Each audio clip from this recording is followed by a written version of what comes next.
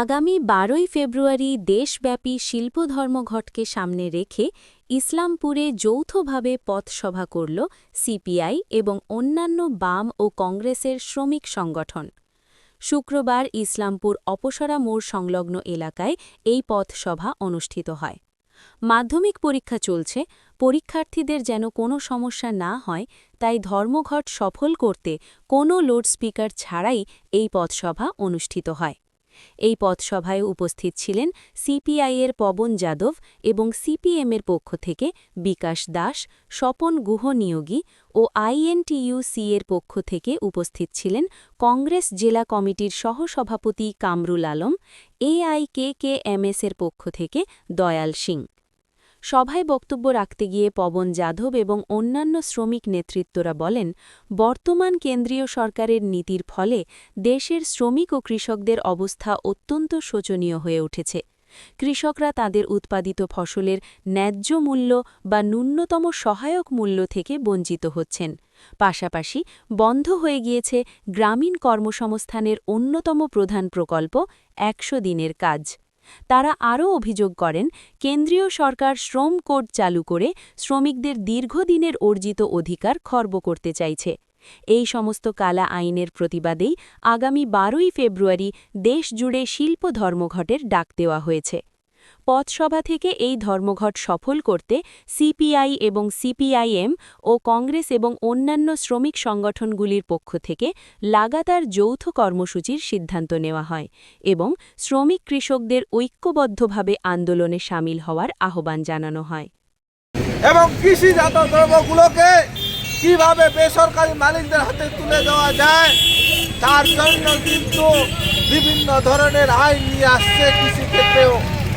আপনারা জানেন, agriculture and মার্কেটিংয়ের মধ্য দিয়ে সাধারণ মানুষ এবং কৃষিকাজের সঙ্গে যুক্ত যারা ফরেস্ট সহ ছোট ছোট ব্যবসায়ীদেরকেও কীভাবে নির্মূল করা যায় তার আইন কিন্তু কেন্দ্রীয় সরকার নিয়ে এসছে। আপনারা জানেন, এই যে ঐতিহাসিক কৃষক আন্দোলন হলো, যার ফলে কেন্দ্রীয় সরকার বাধ্য হয়েছে 3টি কালা কৃষি কানুন আপস নিতে।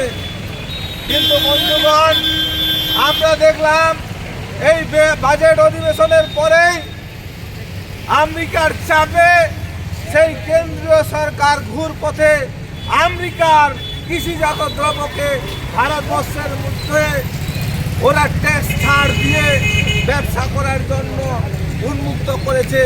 যেখানে সংসদে বসে কেন্দ্রীয় সরকারের যে প্রধানমন্ত্রী তিনি ঘোষণা করলেন যে আমরা আমাদের দেশে বাইরে কোনো শক্তির কাছে আমরা মাথা নত করব না, আমরা চতুর্থ অর্থনৈতিক দেশ গোটা বিশ্বের ক্ষেত্রে আমরা আমাদের মতো করে পলিসি ঠিক করব।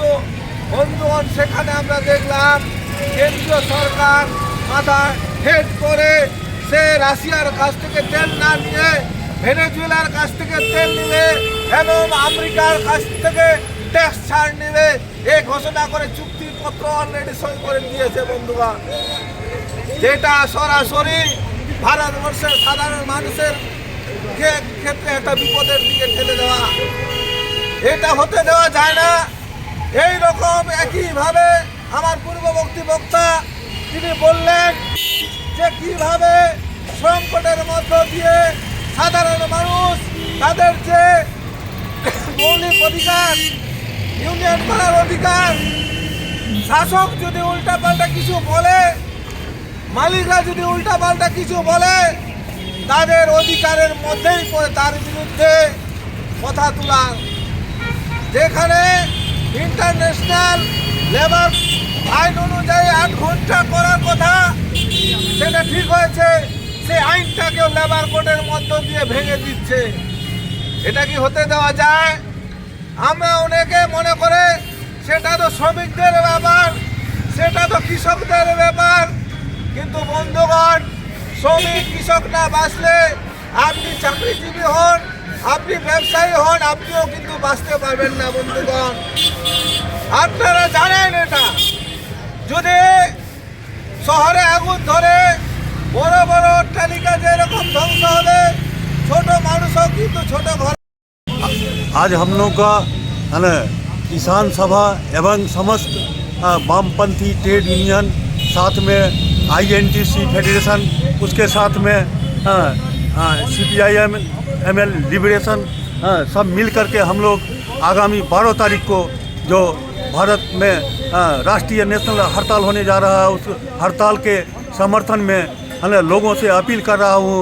हमारे देश में जो वर्तमान जो सरकार है, बीजेपी की सरकार, ये कॉरपोरेट की सरकार है, ये सरकार विभिन्न समय पूंजीपतियों के हित में और गरीब लोगों के अहित में जो बिल लाती है, उसका प्रतिवाद में ये आज का कर्मसूची है। हम लोग पिछले दिन देखा ये सरकार जो 3 काला कानून लाया, उस काला कानून के प्रतिवाद में उसके बाद जो श्रमिक जो आइन लाया है, जो आइन 1926 में जो लाल झंडा, जिस समय ब्रिटिश साम्राज्यवाद था, उस समय अपना अधिकार जो अर्जित किया था, उस अधिकार को ये लोग छीनने का काम किया है, बिल पास किया है, उसके खिलाफ हम लोग का ये लड़ाई है। हम लोग का लड़ाई है, हम लोग देखे हैं पिछले दिन ये सरकार जो मनरेगा में जो आइन लाया है ना, उस आइन के खिलाफ मनरेगा में जो श्रमिक जो है, खेत मजदूर जो काम करता है, उसके काम को, उसके दिन को, उसके आकार को छोटा करने का काम किया है, उसके खिलाफ है। हम लोगों ने देखा पिछले दिन UGC कानून लेके विभिन्न समय विभिन्न कानून लेके जो आ रहा है, इसके खिलाफ हम लोग का लड़ाई है। हम लोग का लड़ाई आगामी 12 तारीख को हम समस्त है ना जो हमारा संगठित जो कर्मचारी है,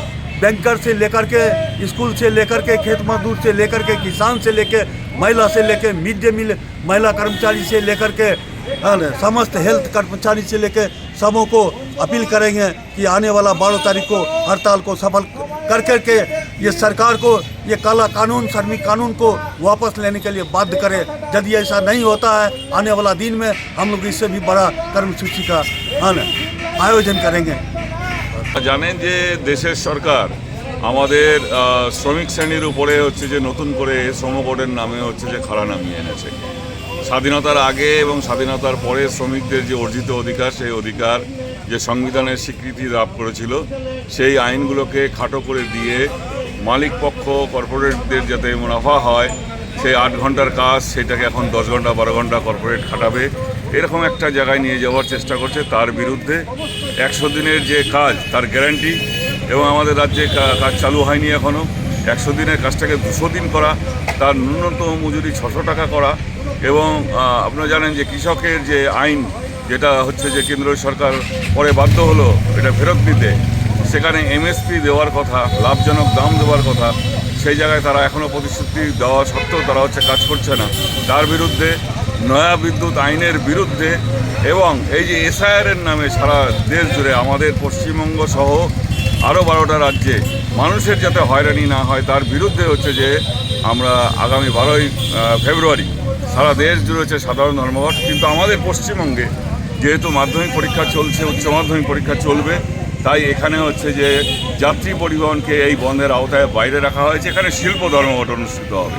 তাই আমরা এই বিভিন্ন জায়গায় মাইক ছাড়া পথসভা করছি, মানুষের কাছে যাচ্ছি, এবং এটা বলবার চেষ্টা করছি যে পরীক্ষার মতন হবে, সেদিন কোনো অসুবিধা নেই। কিন্তু চা বাগান, কলকারখানা, অফিস আদালত এবং দোকানপাট হাটে বাজারে বন্ধ রেখে এই যে সর্বনাশা যে আইন শ্রমকোড, তার বিরুদ্ধে মানুষকে গর্জে উঠবার জন্য আপনাদের মাধ্যমে আমরা আবেদন করছি। আজকে আমাদের কর্মসূচি হচ্ছে এটা পথসভা। আপনারা জানেন যে দেশব্যাপী সাধারণ ধর্মঘট ডাকা হয়েছে আগামী 12ই ফেব্রুয়ারি। সেই দেশব্যাপী ধর্মঘটের সমর্থনে আমাদের এই পথসভাগুলো চলছে। 2 তারিখ থেকে আমাদের পথসভা শুরু হয়েছে। গতকাল চৌরঙ্গি মোড়ে INTC, আমাদের কংগ্রেসের INTCর পক্ষ থেকে আমরা করেছি। আজকে এখানে আপসরা মোড়ে CPI-এর পক্ষ থেকে হচ্ছে, AITC থেকে। মূল কথা হচ্ছে আমাদের যে এই যে ধর্মঘট, এই ধর্মঘটটা হচ্ছে 4টা দাবি নিয়ে। তার মধ্যে আছে কৃষকের ন্যায্য ফসলের মূল্য চাই, 100 দিনের কাজে 200 দিন করা হোক, এবং কাজ কেন বন্ধ হয়েছে সেই কাজটাকে তাড়াতাড়ি চালু করা হোক, এবং কর্পোরেটের মাধ্যমে যেগুলো বিভিন্ন যে সংস্থা যে কোম্পানি হাতে তুলে দিচ্ছে, সেটা আমরা চাই না। আমরা চাই সেইগুলো কোম্পানির হাতে না দিয়ে জনগণের হিতে থাকতে হবে। কোম্পানি নাই, রাজ চলবে না। আমরা কোম্পানির রাজ চাই না, জনগণের রাজ চাই।